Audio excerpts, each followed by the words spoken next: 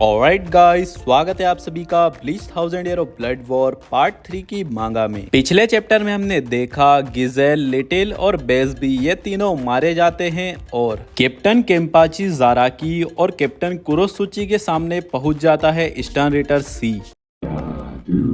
Captain जाराकी stern Ritter सी के सिर को काट देते हैं, लेकिन स्टर्न रिटर सी मरने की बजाय यहाँ पर उसके सिर के साथ कुछ न कुछ होने लगता है। इस वाले चैप्टर के बिल्कुल ही स्टार्टिंग में हम देखते हैं कैप्टन जाराकी कहते हैं कि इसका सिर बड़ा हो गया है, ये है क्या। कैप्टन कुरोसुची कहते हैं कि कॉम्बैट के लिए इसका ये वाला चेंज आ रहा है, इसके अलावा और हो भी क्या सकता है, ये बंदा ही थोड़ा सा अजीब है। कैप्टन जाराकी कहते हैं कि अजीब बंदा अजीब बंदे को पहचान गया। इकाकू कहता है इन लोगों के बीच में घुसने की कोई अच्छी जगह है ही नहीं। युमिचिका कहता है कि हमें इन लोगों के बीच में घुसने की जरूरत ही नहीं है। अगर हम इन लोगों के बीच में घुसते हैं और कुछ भी गड़बड़ होती है तो हम ऐसे ही बाहर निकाल दिए जाएंगे। यहाँ पर नेमू कहती है कि हाँ, मुझे भी ऐसा ही लगता है। इकाकू कहता है कि तुम ओपिनियन दे रही हो, कितनी रेयर बात है। नेमू कहती है अच्छा ऐसा है क्या, मैं एक कांस्टेंट ऑर्डर में हूँ। जब तक कि मयूरी सामा मुझे कॉल नहीं करते तब तक मैं अपने मन से कुछ नहीं कर सकती, और मुझे नहीं लगता कि ये एनिमी मयूरी सामा को इतनी ज्यादा परेशानी दे सकता है कि वो मुझे बुलाए। इकाकू कहता है कि ये तुम क्या कह रहे हो, हमारे कैप्टन जाराकी को भी किसी की जरूरत नहीं है। अगले ही सेकंड हम देखते हैं कैप्टन जाराकी का डैमेज वाला हाथ पूरी तरीके से वहीं के वहीं घूमने लगता है और फोल्ड होने लगता है। भाई साहब, इतने में ही हम देखते हैं कैप्टन जाराकी अपने खुद के लेफ्ट हैंड से अपने राइट हैंड को पूरी तरीके से उखाड़ कर अलग ही कर देते हैं। कैप्टन जाराकी अपने हाथ को नीचे फेंक देते हैं और उसे कुचलने लग जाते हैं। यहाँ पर इकाकू कहता है कि जब तक वो हाथ एक खून के तालाब में नहीं बदल गया तब तक वो फोल्ड होता ही गया। आखिरकार ये हो क्या रहा है। इतने में ही पीछे से कैप्टन कुरोसुची कहते हैं कि वाह, बहुत ही बढ़िया, एकदम से ही अपने खुद के हाथ को उखाड़ कर अलग कर देना, ये तो एक बहुत ही अच्छा डिसीजन है, मानना पड़ेगा। लेकिन तुम्हें नहीं लगता कि तुमने बहुत ही जल्दी डिसीजन ले लिया?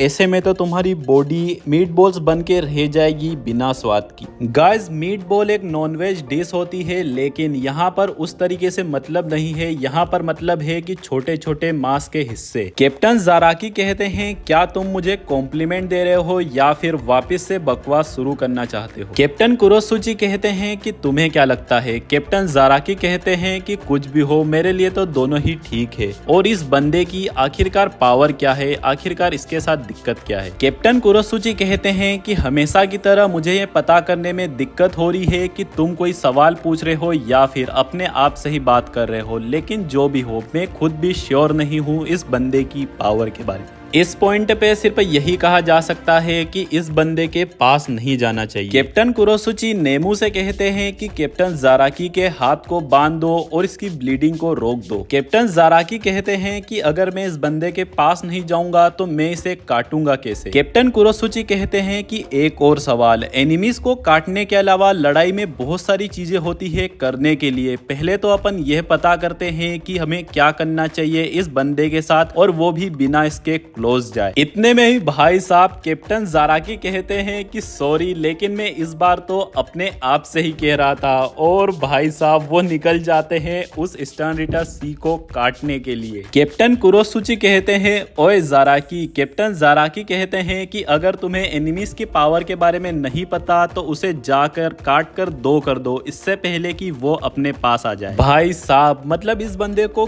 किसी भी चीज का डर नहीं है। मतलब समझ रहे हो यार, केनपाची कोई ऐसे ही नहीं बन जाता है, समझ रहे हो। कैप्टन जाराकी बहुत ही स्पीड में जादू के बच्चे के सामने पहुंच जाते हैं और अपनी तलवार घुमा देते हैं, लेकिन भाई साहब हम देखते हैं ये बंदा मरता नहीं है और कैप्टन जाराकी के पैरों को भी अपने काबू में कर लेता है। और गाइस, ये तो कुछ भी नहीं है, पीछे से फटाक से कैप्टन कुरोसुची आता है और कैप्टन जाराकी के अंदर अपनी तलवार को पूरा का पूरा घुसा देता है। कैप्टन जाराकी की हालत अब बहुत ही खराब लग रही होती है और वो कहते हैं कुरोसुची कमीने कहीं के। कैप्टन कुरोसुची कहते हैं जैसा कि मैंने सोचा था, तुम्हारे लिम्स का लंगड़ा हो जाना इसका मतलब है बाकी एरियाज का टूट जाना। इतना बोल के भाई साहब वो अपनी शिकाई को यहाँ पर एक्टिवेट कर देता है, जिसका की नाम है आशीसोजी जिजो क्योडो योन। और भाई साहब वो अपनी खुद की शिकाई स्वाट के अंदर अंदर उसकी आंख के अंदर उंगली डाल देता है, जिससे कि वो चिल्लाने लग जाती है। नेमू फटाक से इकाकू और यूमिचिका को कहती है कि अपने कानों को बंद कर लो, अगर 4 सेकंड से ज्यादा ये आवाज सुनाई देती है तो तुम पैरालाइज हो जाओगे। और भाई साहब ये बंदा कैप्टन जाराकी की लगा के रख देता है, मतलब लिटरली यार कैप्टन जाराकी जैसे बंदे की। गाइस ऑब्वियस सी बात है कि इसने पीछे से मारा, धोखे से मारा, और तो और चांसेस इस चीज के बहुत ज्यादा है कि ये कहीं ना कहीं कैप्टन जाराकी और इन सब की मदद ही कर रहा है। कैप्टन जाराकी के साथ ही साथ इस जादू के बच्चे की भी 12 बज जाती है। इसी के साथ कैप्टन कुरोसुची कहते हैं कि ये बहुत ही अच्छी बात है कि एनेस्थेटिक काम कर गया, नहीं तो ये यहीं के यहीं मीट बॉल बन जाता। जो इसकी स्ट्रेंथ है वो अभी भी यूजफुल साबित हो सकती है। इसी के साथ अब कैप्टन कुरोसुची जादू के बच्चे से कहते हैं कि एनेस्थेटिक काम कर गया, इसका मतलब जो तुम्हारी पावर का नेचर है वो अपने आप ही रिवील हो चुका है। कहने का मतलब है तुम्हारी पावर्स है नर्व्स, तुम अपनी नर्व्स को अपने एनिमी की बॉडी के अंदर घुसा देते हो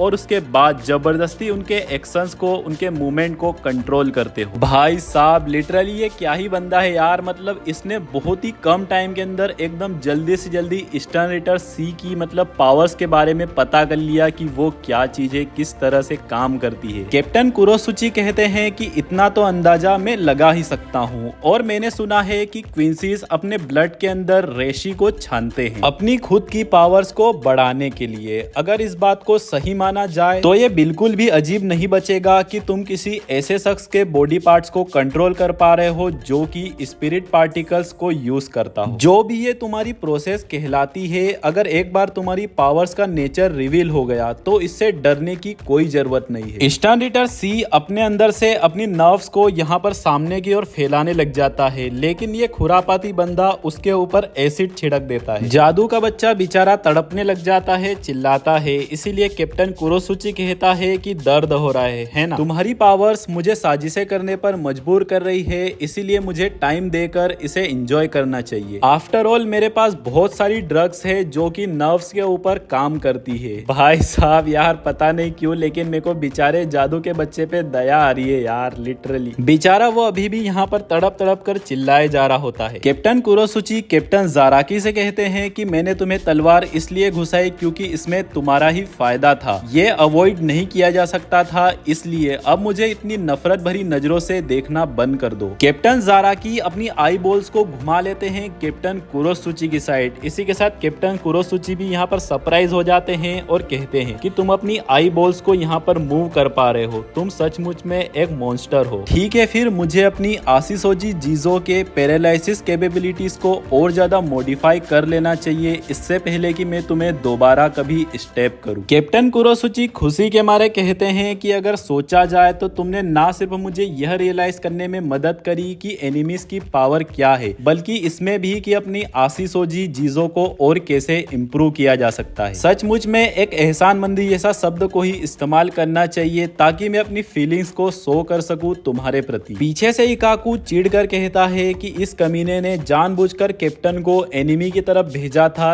इस काम के लिए। यूमिचिका कहता है कि एनिमी के पास एक इंटरेस्टिंग एबिलिटी है, इसीलिए कैप्टन कुरोसुची उससे अकेला लड़ना चाहते थे और अपने कैप्टन उसके रास्ते में आ रहे थे। यूमिचिका नेमू से कहता है कि तुम्हारे कैप्टन हमेशा से ऐसे ही है। नेमू कहती है हाँ मैं भी ऐसी ही उम्मीद कर रही हूँ। यूमिचिका कहता है कि तुम्हारे कहने का मतलब क्या है। नेमू सीरियस होकर कहती है कि मेरे कहने का मतलब वही है जो कि मैंने कहा। इसी के साथ कैप्टन कुरोसुची कहते हैं कि मैंने इतनी बड़ी कीमत चुकाई मेरी खुद की चहीती 13 कोर्ट गार्ड स्क्वाड में से एक कैप्टन को, इसके बदले में मुझे बहुत ही ज्यादा वैल्यूएबल इंफॉर्मेशन मिली है तुम्हारी पावर के नेचर के बारे में। क्या तुम इसका कुछ मतलब समझ रहे हो? एक अजीब से क्विंसी, तुम कुछ बोल तो नहीं रहे हो लेकिन मैं आगे बढ़ता हूँ। मेरा कहने का मतलब ये है, मैं कहना चाहता हूँ कि मेरी आंखों से आंसू निकलने ही वाले हैं क्योंकि मैंने इतना बड़ा सेक्रीफाइस किया है। जो कीमती विक्ट्रीज होती है उनके लिए हमेशा ही कीमती सेक्रीफाइस भी लगते हैं। गाइस अगर कोई गलती से भी कंफ्यूज हो रहा है तो मैं उन्हें बता दूं ये कैप्टन जाराकी की ही बात कर रहा है कि इन्फॉर्मेशन निकालने के चक्कर में उनका सेक्रीफाइस कर दिया। पीछे से इकाकू गुस्से में कहता है कि ये कमीना कहीं का ये ऐसी बकवास कैसे कर सकता। कैप्टन कुरोसुची कहते हैं दूसरे शब्दों में अगर कहा जाए तो तुम्हें अपनी बॉडी को मुझे ऑफर कर देना चाहिए एक्सपेरिमेंट्स करने के लिए। मैंने जो इतना बड़ा इमोशनल सेक्रीफाइस किया है उसके प्रति अपनी रिस्पेक्ट शो करने के लिए। मेरे हिसाब से तुम इसमें कोई भी तर्क पेश नहीं कर सकते। सकते हो, है ना। लेकिन ऐसा भी लग रहा है कि तुम्हारे अंदर नोबल आइडियल्स को लेकर समझदारी थोड़ी सी कम है। इतने में ही गाइस हम देखते हैं ये बेचारा जादू का बच्चा किसी कपड़े की तरफ फटने लग जाता है और भाई साहब इसका सी ट्रांसफॉर्म हो जाता है एक हाथ में, जिसके अंदर एक आंख है और उसके अंदर 2 प्यूपिल्स है। इकाकू और यूमिचिका कहते हैं कि ये क्या चीज है। कैप्टन कुरोसुची कहते हैं कि ये तो अनएक्सपेक्टेड था। मुझे लगता है कि ये लेफ्ट आर्म है सोल किंग का। और गाइस हम देखते हैं ईस्टर्न रिटर सी पूरी तरीके से इस हाथ में ट्रांसफॉर्म हो जाता है, जो कि बहुत ही ज्यादा बड़ा हो जाता है। ये देख के यहाँ पर सभी लोगों के होश उड़े रहते। इकाकू कहता है क्या ये मॉन्स्टर सोल किंग का लेफ्ट हैंड है और क्या सोल किंग इतने ज्यादा बड़े हैं। कैप्टन कुरोसुची कहते हैं कि मैं कुछ कह नहीं सकता क्योंकि मैंने इसे आज से पहले नहीं देखा है, लेकिन जो इसका स्पिरिचुअल प्रेशर है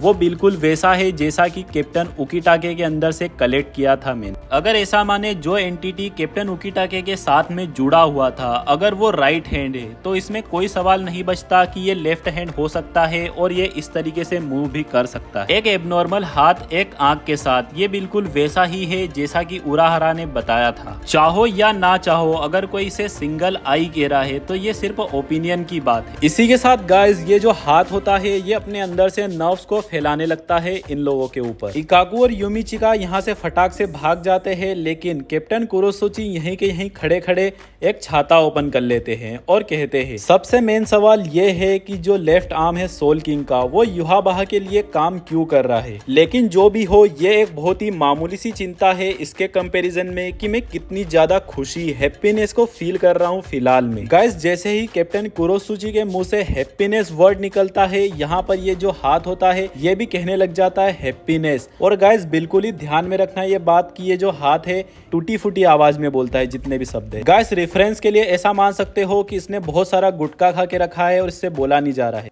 बोलो जुबान तीसरी। कैप्टन कुरोसुची कहते हैं कि तुम भी लैंग्वेज को समझ सकते हो, ये भी बिल्कुल अनएक्सपेक्टेड था। जो सरप्राइजेस है वो तो रुकने का नाम ही नहीं ले रहे हैं। और मुझे ये बताओ तुम कौन से ऑर्गन का यूज कर रहे हो वॉइस को प्रोड्यूस करने के लिए। इकाकू कहता है कैप्टन कुरोसुची हटो वहां से फटाक से, ऐसी सिचुएशन में आप किस बात पे खुश हो रहे हो। कैप्टन कुरोसुची कहते हैं कि तुम कह रहे हो यहाँ पर खुश होने जैसा क्या है। कैप्टन कुरोसुची बहुत ही हंसते हुए कहते हैं कि ऑब्जर्वेशन के लिए एक ऐसा सब्जेक्ट मिला जो कि आज से पहले तुमने कभी भी नहीं देखा हो, जो कि तुम्हारी उम्मीदों को लगातार बढ़ाते जा रहा हो। ये खुशी की बात नहीं है तो फिर क्या है। इसी के साथ ये हाथ अपने अंदर से बहुत सारी नर्व्स को यहाँ पर और फैलाने लग जाता है। कैप्टन कुरोसुची कहते हैं और भी ज्यादा, मुझे और ज्यादा दिखाओ सोल किंग के लेफ्ट हैंड। इसी के साथ इस हाथ में से आवाज आती है कि मेरा नाम लेफ्ट हैंड नहीं है, मेरा नाम है परनीडा। और इसी के साथ भाई लोगों आप लोगों वीडियो के अंदर कमेंट करना है, वीडियो को लाइक करना है, चैनल को सब्सक्राइब करना है, बेल आइकन को ऑल सेलेक्ट करना है क्योंकि ये है इस वाले चैप्टर का एंड। मिलते हैं बहुत ही जल्द नए चैप्टर में, तब तक के लिए मेरे सभी भाई लोगों को बाय बाय।